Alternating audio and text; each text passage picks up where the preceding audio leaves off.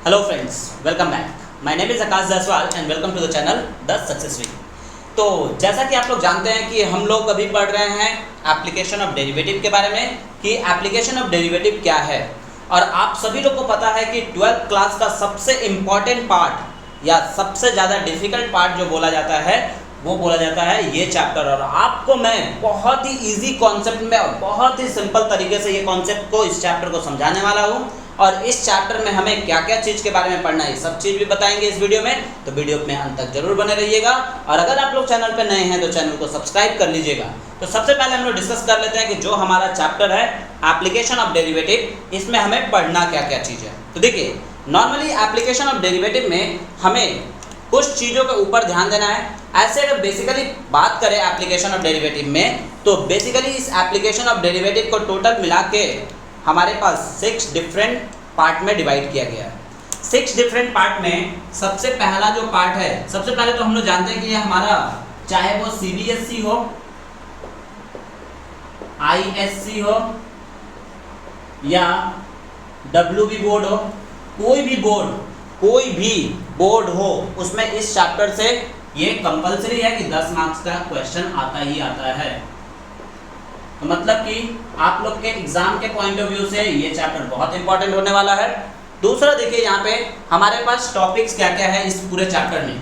ये जो application of derivative है ये क्या है, एक पूरा का पूरा कंप्लीट डिफरेंट टॉपिक्स का पार्ट है। मतलब कि यहाँ पे बहुत सारे डिफरेंट टॉपिक्स के बारे में हमें डिस्कस करना है। और क्या क्या टॉपिक्स है देख लीजिए, पहले एक बार हम लोग डिस्कस कर लेते हैं, उसके बाद लाइन बाय लाइन सभी टॉपिक के ऊपर हम आप लोग को समझाएंगे बारी बारी से करके एक एक पार्ट में। तो यानी कि सबसे पहला जो हमारे पास टॉपिक है एप्लीकेशन ऑफ डेरिवेटिव का, वो है हमारे पास rate measure. Rate measure. Second जो हमारे पास टॉपिक है एप्लीकेशन ऑफ डेरिवेटिव का, वो है टेंजेंट एंड नॉर्मल। थर्ड जो हमारे पास टॉपिक है वो है increasing and decreasing function. Fourth function है हमारे पास वो है approximations of error. Approximations of error. Fifth part है हमारे पास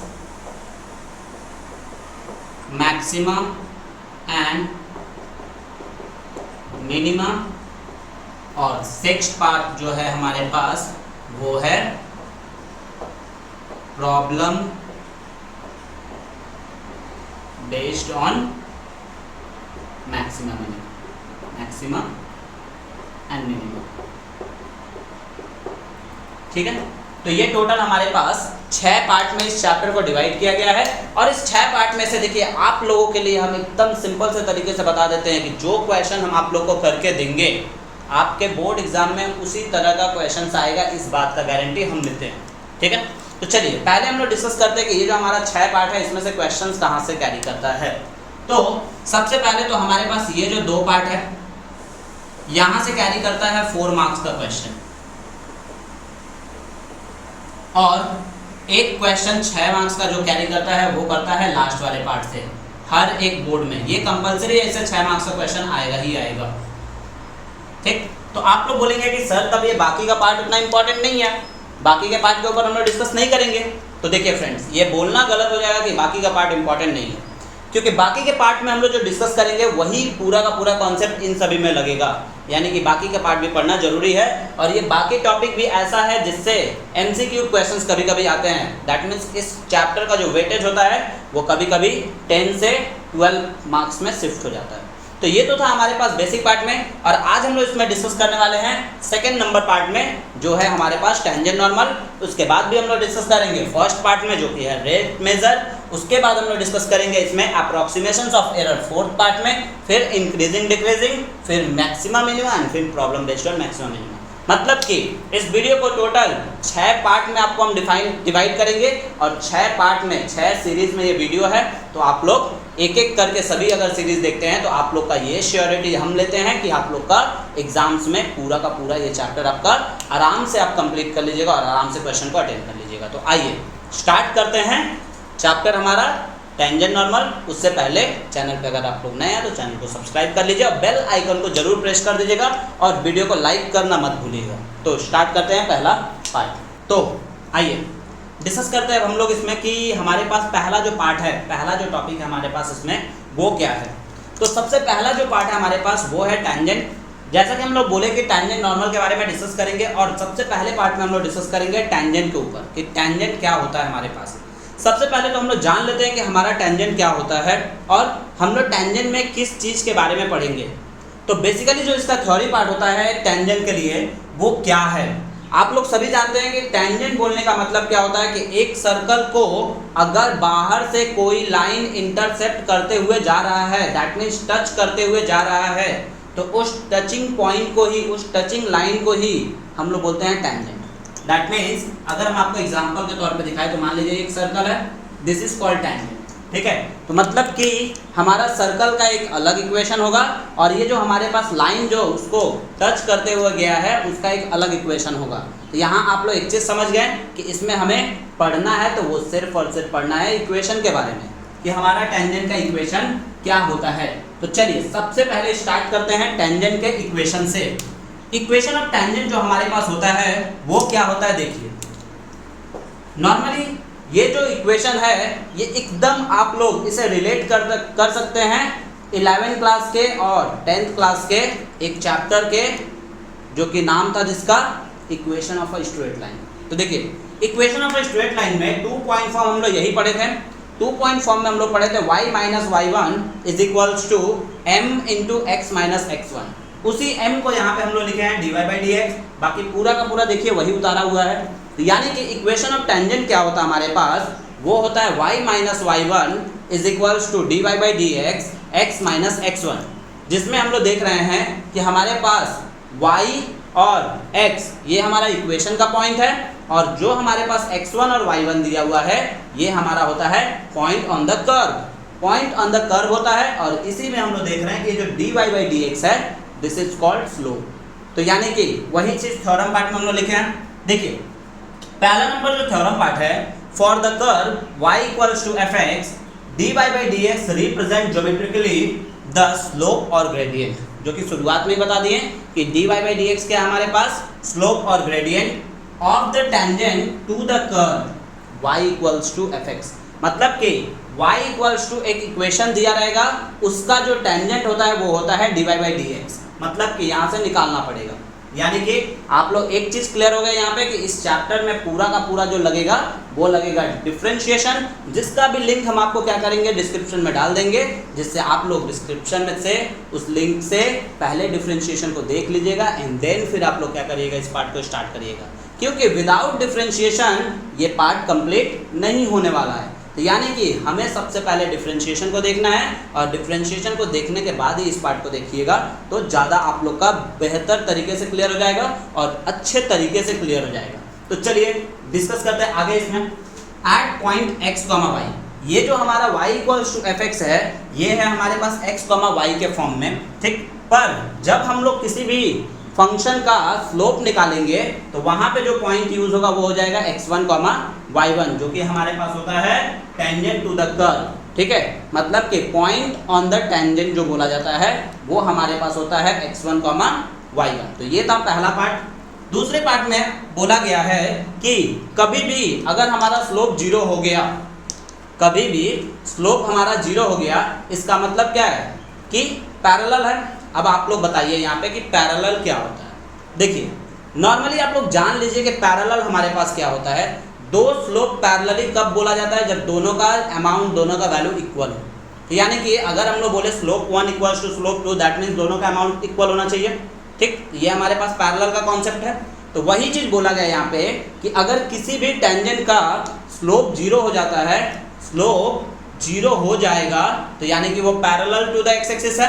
और अगर मान लीजिए किसी भी टेंजेंट का स्लोप नॉट डिफाइन हो गया तो इसका मतलब वो क्या है, perpendicular to the x axis but parallel to the y axis भी बोल सकते हैं उसको, ठीक है। मतलब कि किसी भी स्लोप को अगर आप जीरो बोलते हैं तो उसे हम लोग दो तरीके से एक्सप्लेन कर सकते हैं।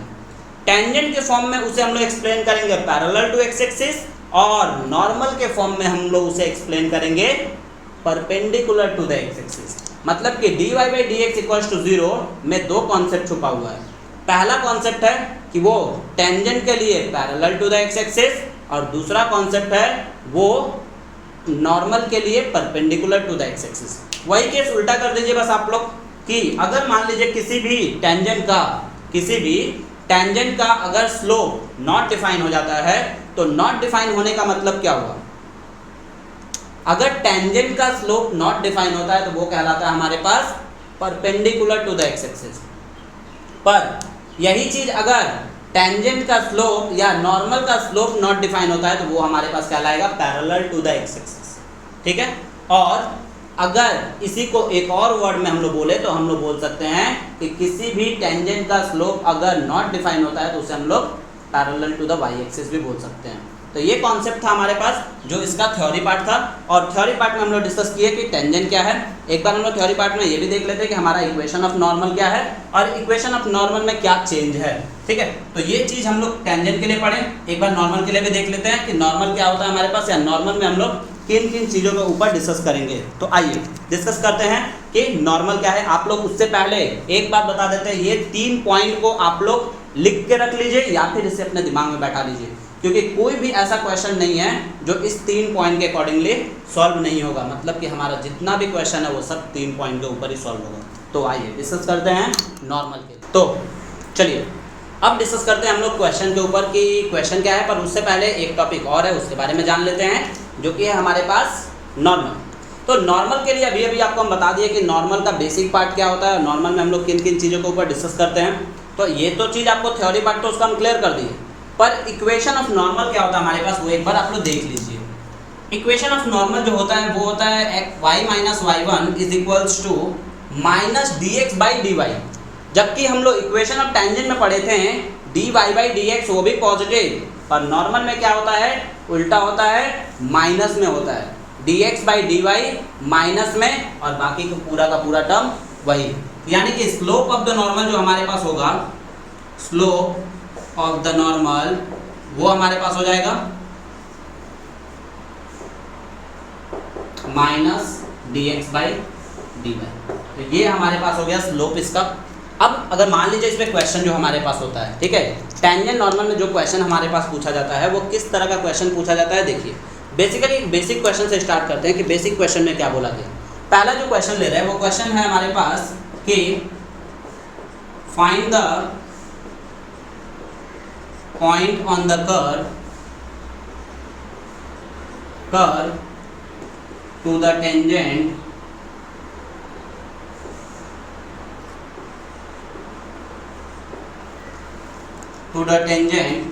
y इज इक्वल्स टू, दिया हुआ हमारे पास y is equals to 3x square minus 4x, 3x square minus 4x at the point whose x coordinate हमारे पास गिवन है, whose x कोऑर्डिनेट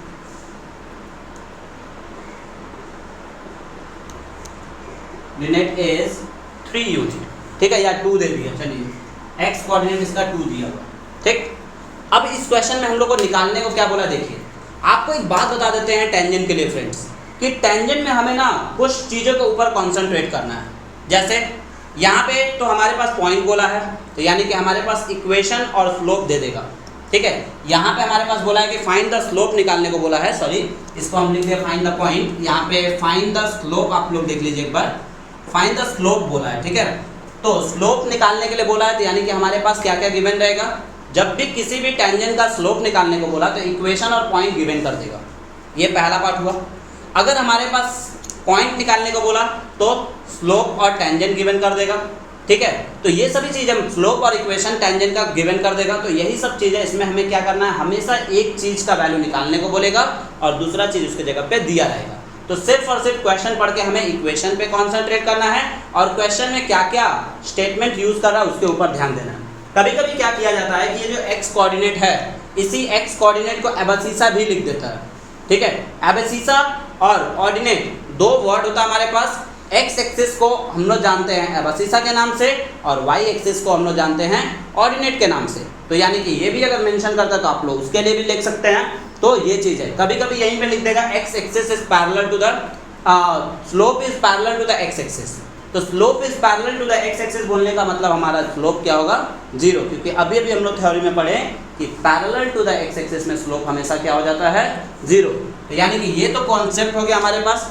अब जो बात करना है हमें वो क्या चीज़ के ऊपर डिस्कस करना है, देखिए सबसे पहले तो हमारे पास इस क्वेश्चन का सॉल्यूशन जो हम लोग स्टार्ट करते हैं वो बहुत ही सिस्टमेटिक वे से स्टार्ट करना पड़ता है।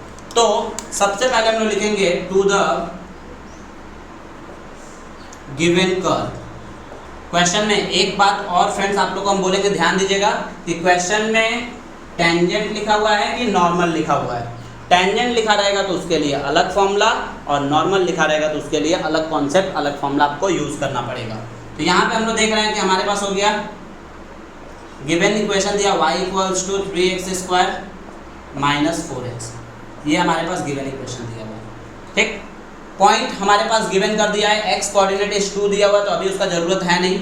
अब हमारे पास क्वेश्चन में निकालना है स्लोप, ठीक है। तो सबसे पहले हम लोग लिखेंगे इसी को differentiating both side, differentiating both side with respect to x। तो यानी कि dy by dx is equals to 3 is a constant, dy dx of x² minus 4 is a constant, dy dx of x। That means हमारे पास आ रहा है यहाँ पे dy by dx is equals to 6x minus 4, ये हो गया। तो जैसे ही हम लोग इसको डिफरेंशिएट करेंगे जो हमारा x होगा वो कहलाता है x1 और जो हमारा y होता है वो कहलाता है y1। तो जैसे ही डिफरेंशिएशन करके वैल्यू लेके आएंगे तो x को x1 के फॉर्म में लिख देंगे, यानी कि ये हमारा बन गया सेकेंड पॉइंट, सेकेंड इक्वेशन। अब हम लोग देख रहे हैं कि हमारे पास इसका कोऑर्डिनेट दिया हुआ है x का, तो यानी कि पुट करके स्लोप निकालेंगे। यहाँ लिखेंगे पुट x इक्वल्स टू 2, यानी कि dy by dx is equals to 2 6 12 minus 4, that means हमारे पास आया 8, यानी कि this is the required slope, ठीक है। This is the so the required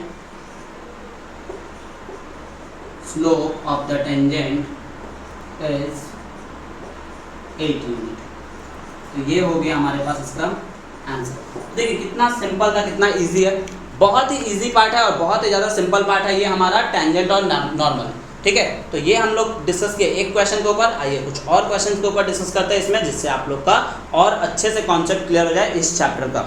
तो आइए डिस्कस करते हैं नेक्स्ट क्वेश्चन के ऊपर कि नेक्स्ट क्वेश्चन क्या हमारे पास। देखिए इस पार्ट में हम लोग सिर्फ और सिर्फ बेसिक क्वेश्चंस के बारे में ही डिस्कस करेंगे, जिससे हमारा चैप्टर का कॉन्सेप्ट क्लियर हो जाए, ठीक है। क्योंकि आप लोग जानते हैं कि सबसे पहले कोई भी चैप्टर का कॉन्सेप्ट क्लियर करना बहुत जरूरी चीज है। तो यहाँ पे हम लोग सबसे पहले कॉन्सेप्ट क्लियर कर लेते हैं और आप लोगों के लिए हम एक ऐसे पार्ट को लेके आएंगे इस चैप्टर से रिलेटेड जिसमें उन सभी क्वेश्चंस के बारे में डिस्कस करेंगे जो कि आपके कॉम्पिटिटिव एग्जाम्स, जो कि आपके बोर्ड एग्जाम्स में पूछा जाता है। दैट मीन्स हम लोग यहाँ पे यूज करेंगे, उस पार्ट में यूज करेंगे बहुत सारे डिफरेंट टाइप्स ऑफ क्वेश्चन और बहुत ही सारे एंट्रेंस टाइप ऑफ क्वेश्चंस के बारे में। तो आप लोग नेक्स्ट पार्ट का वेट करिए, नेक्स्ट पार्ट में हम लोग क्लियर करेंगे इसके बारे में। तो यही इसी रीजन की वजह से हम आपको बोले हैं कि चैनल को सब्सक्राइब कर लीजिए और सब्सक्राइब करने के साथ साथ बेल आइकन को भी प्रेस कर लीजिएगा, क्योंकि बेल आइकन को प्रेस करते ही आपको एक चीज का एडवांटेज मिलेगा। वो एडवांटेज क्या होगा कि अगर आपको इसका सेकेंड पार्ट अपलोड करेंगे तो सबसे पहले नोटिफिकेशन मिलेगा। तो चलिए स्टार्ट करते हैं कुछ बेसिक क्वेश्चंस के ऊपर। तो देखिए यहाँ एक क्वेश्चन लिया हम कि find the point on the curve x² by 9 plus y² by 4 equals to 1। देखिए कभी कभी क्या होता है कि क्वेश्चन में मेंशन करता है parabola, hyperbola, equation of a straight line, equation of a circle, वो सभी चीज यहाँ पे सिर्फ और सिर्फ वर्डिंग का काम करता है। हमें यहाँ पे मतलब गिवन इक्वेशन से है उसका डिफरेंशिएशन करना है, डिफरेंशिएशन करके स्लोप निकालना है, स्लोप निकालने के बाद अगर पॉइंट दिया हुआ तो पॉइंट पुट करके पॉइंट निकालना, ठीक है, मतलब इक्वेशन निकालना। तो बस यही सब पार्ट है, यही सब चीज है जो हम लोग को करना है इसमें, ठीक है। तो देखिए यहाँ पे हमारे पास बोला where the tangent is parallel to the y axis, that means एक चीज तो यहाँ पे क्लियर हो गया कि टेंजेंट अगर parallel to the y axis है तो इसका मतलब हमारे पास एक चीज का श्योरिटी हो गया कि dy by dx क्या होगा हमेशा यहाँ पे infinity. Parallel to the y axis में dy by dx का वैल्यू इंफिनिटी होगा। तो चलिए स्टार्ट करते हैं इसका सॉल्यूशन फर्स्ट वाले का कि किस तरह से करके ये सॉल्व होगा। तो देखिए बेसिकली हमारे पास जो स्टेटमेंट है टू द गिवन इक्वेशन, ये हमारे पास दिया हुआ है x square by 9 plus y square by 4 equals to 1। ठीक है, ये हमारे पास गिवन इक्वेशन है। टेंजेंट यहाँ लिख लीजिएगा, tangent is parallel to the y axis. ठीक है, तो जैसे ये वाई एक्सिस लिखे हैं हम लोग जानते हैं कि स्लोप हमारा क्या हो जाएगा dy by dx का वैल्यू इंफिनिटी। ये हमारा सेकंड पॉइंट बन गया है। अब हमें करना क्या है डिफरेंशिएशन। चलिए यहाँ पे डिफरेंशिएशन अप्लाई कर लेते हैं, यानी कि डिफरेंशिएशन अप्लाई करेंगे, लिखेंगे differentiating both side with respect to x, यानी कि अपने पास हो जाएगा 1/9 को बाहर निकाल दीजिए और यहाँ करिए dy by dx of x square plus 1/4 को बाहर निकाल देंगे dy by dx of y square is equal to 0, यानी कि एक्स स्क्वायर का differentiation 2x/9 plus y square का differentiation 2y/4 dy by dx is equal to 0, यानी कि फाइनली हमारे पास यहाँ पे मिला क्या, देखिए इस चीज के ऊपर कॉन्सेंट्रेट करिएगा आप लोग। फाइनली यहाँ पे हमारे पास मिला है 2x/9 इज इक्वल्स टू, हम ये y वाले पार्ट को उस साइड लेके चले जा रहे हैं, यानी कि minus 2y/4 dy by dx। तो हम लोग देख रहे हैं ये 2 कैंसिल हो गया, यानी कि फाइनली हमारे पास आ क्या रहा है, देखिए dy by dx का वैल्यू क्या निकल रहा है, क्रॉस मल्टीप्लाई करेंगे तो हो जाएगा 4x is equals to minus 9/dy by dx, यानी फाइनली हम लोग यहाँ से dy by dx का वैल्यू जो निकाले वो हमारे पास निकल रहा है 4x/-9। और हम लोग जानते हैं कि dy by dx का वैल्यू हमारे पास गिवन है इंफिनिटी, तो यानी कि इंफिनिटी रखें, यानी कि ये हमारे पास हो गया माइनस में 4x/9y।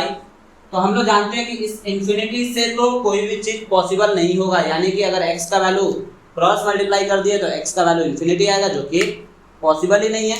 तो हम लोग उस केस में क्या करते हैं, इसको रिवर्स करते हैं, यानी कि लिखेंगे minus 9x/9y/4x is equals to 1/इंफिनिटी, और यूनिवर्सल ट्रूथ है 1/इंफिनिटी का वैल्यू होता है 0, यानी कि हमारे पास यहाँ पे y इज इक्वल्स टू मिल गया 0। ये तो y का वैल्यू निकल गया 0। अब इस y के वैल्यू को हम लोग क्या करेंगे, जो हमारे पास गिवन इक्वेशन है उसमें पुट करके इस y के वैल्यू से हम लोग x के वैल्यू को निकालेंगे। पर उससे पहले एक चीज आप यहाँ पे लिख लीजिए, ये जो हमारे पास जो x लिख रहे हैं उसे x1 और जो y लिख रहे हैं उसे हम लोग y1 कंसीडर करेंगे यहाँ पे। ठीक है, शुरुआत से ये बोलते हुए चले आ रहे हैं कि डिफरेंशिएशन होते ही x x1 और y y1 के फॉर्म में कन्वर्ट हो जाएगा। और यहाँ पे एक और चीज हम लोग को लिख लेना है कि जो चीज निकालना था हमें पॉइंट, तो यहाँ पे हम लोग शॉर्ट में लिख देते हैं कि let the point B x1, y1, ये लिख लीजिए। तो y1 का वैल्यू आ गया हमारे पास 0, x1 का वैल्यू भी आप लोग देख लीजिए, यहाँ पे x1 का वैल्यू निकाल देते हैं, इसी जगह पे निकाल देते हैं, छोटा सा जगह यहाँ पे देख लीजिए आप लोग एक बार। तो हमारे पास दिया हुआ है x²/9 y²/4, यानी कि y का वैल्यू 0 हो गया, तो यानी कि 0/4 वही रह जाएगा, यानी directly x² is equals to हमारे पास आया 9, यानी कि x is equals to plus minus आ रहा है हमारे पास 3, यानी कि पॉइंट हमारे पास हो जा रहा है -3, 0 और एक पॉइंट हो जा रहा है +3, 0। तो यही हमारे पास गिवन पॉइंट, और आपको इसको स्टेटमेंट वाइज दिखाना है तो आपको वहां पे लिखिएगा स्टेटमेंट में कि सो the required point on the tangent is -3,0 and 3,0। तो ये था हमारे पास पहला क्वेश्चन। दूसरा क्वेश्चन भी एक ही साथ इसको रैंडमली डिस्कस कर लेते हैं कि दूसरा क्वेश्चन क्या है हमारे पास, ठीक है। इसे रब कर दे रहे हैं, आप लोग इसे नोट डाउन कर लीजिएगा।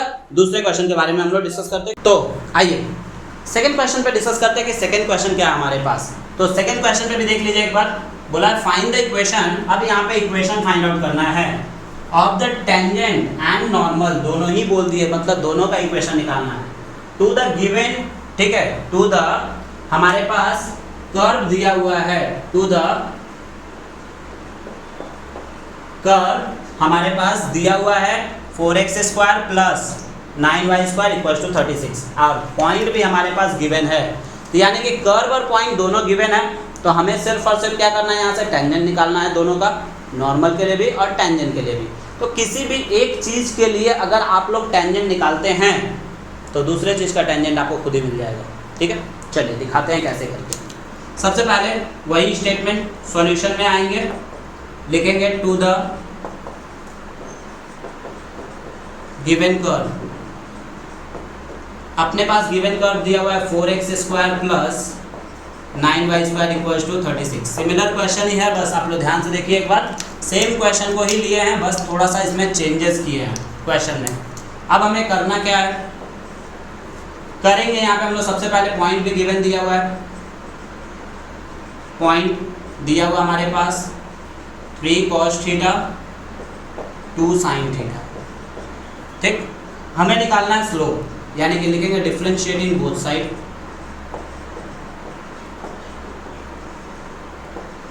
विथ रिस्पेक्ट टू x, ठीक है। तो डिफरेंशिएट करेंगे तो हो जाएगा 4d/dx of x² plus 9d/dx of y² is equals to 0। यानी फाइनली हमारे पास हो जा रहा है 4 इंटू x² का डिफरेंशिएशन 2x, 9y² का डिफरेंशिएशन 2y और dy/dx equals to 0।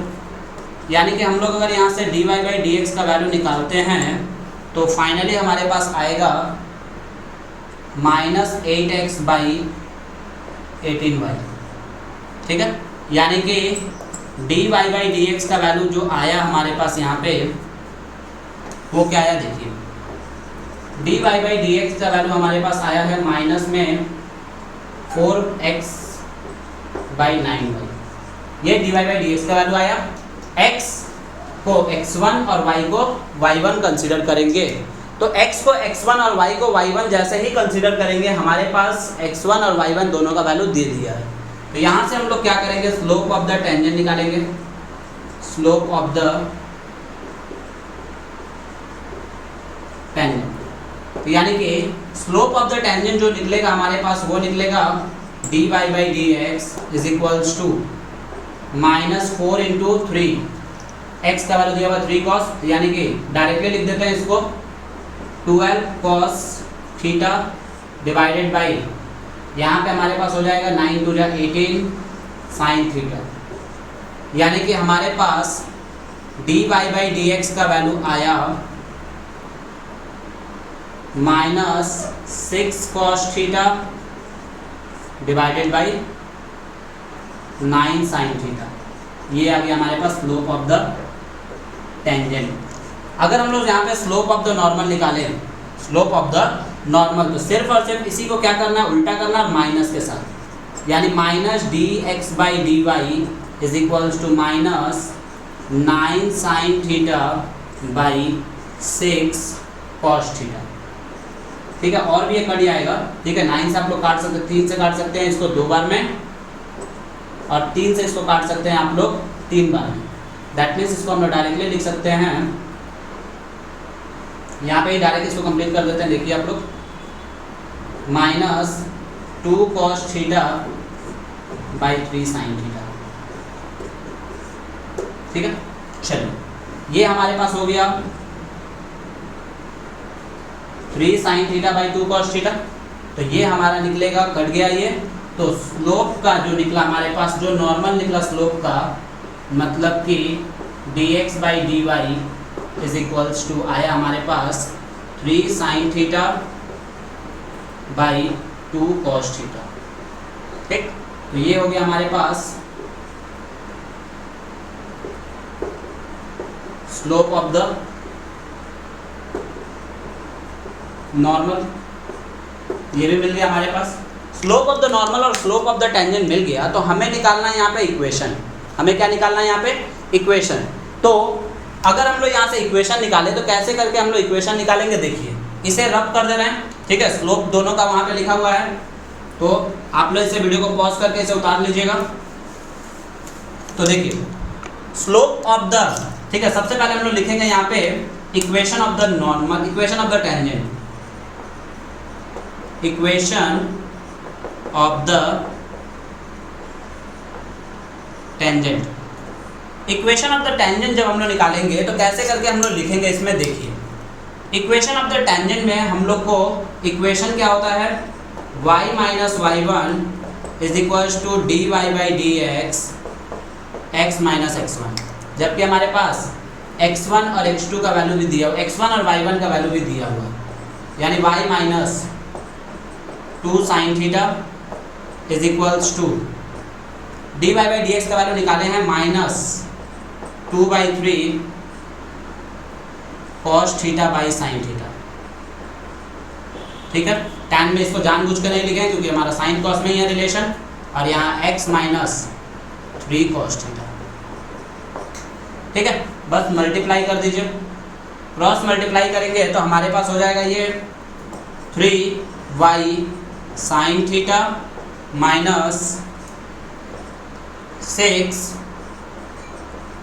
Sign square theta, और फिर is equals to minus 2x cos theta और minus minus plus 6 cos square theta.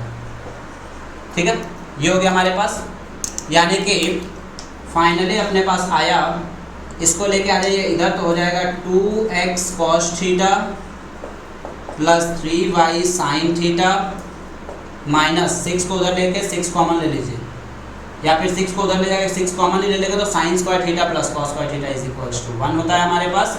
यानी कि फाइनली जो इक्वेशन बना वो बना 2x cos theta plus 3y sine theta is equals to 6।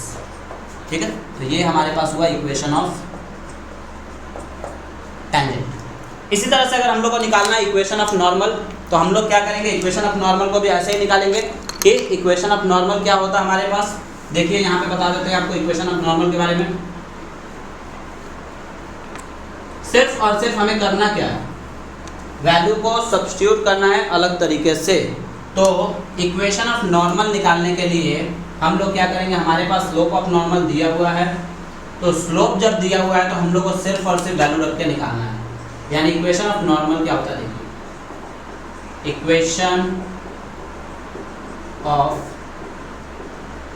Normal, equation of normal के लिए हम लोग लिखेंगे y minus y one is equals to minus d x by d y x minus x one, यानी कि y minus y one का value हमारे पास दिया हुआ है 3 sign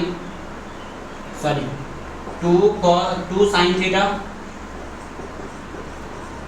is equals to minus d y by d x का value, d x by d y का वैल्यू निकाले हैं तो हो जाएगा 3 sine theta by 2 cos theta into इसका वैल्यू भी दिया हुआ हमारे पास x माइनस x1 का वैल्यू दिया हुआ है 3 कॉस थीटा। अब आपको क्या करना है? सिर्फ और सिर्फ इसे सॉल्व करके जो भी इसका आंसर आएगा वही लिख देना है इसी तरह के फॉर्मेट में। तो ये तो था हमारे पास टेंजेंट और नॉर्मल का एक बेसिक पार्ट का क्वेश्चन कि किस तरह से करके क्वेश्चन में हम लोग इक्वेशन, स्लोप और पॉइंट निकालते हैं। तो अगले पार्ट में हम लोग डिस्कस करेंगे कि इसमें और भी डिफरेंट टाइप्स ऑफ क्वेश्चन को हम लोग कैसे करके सॉल्व करेंगे। तो thanks for watching, keep support.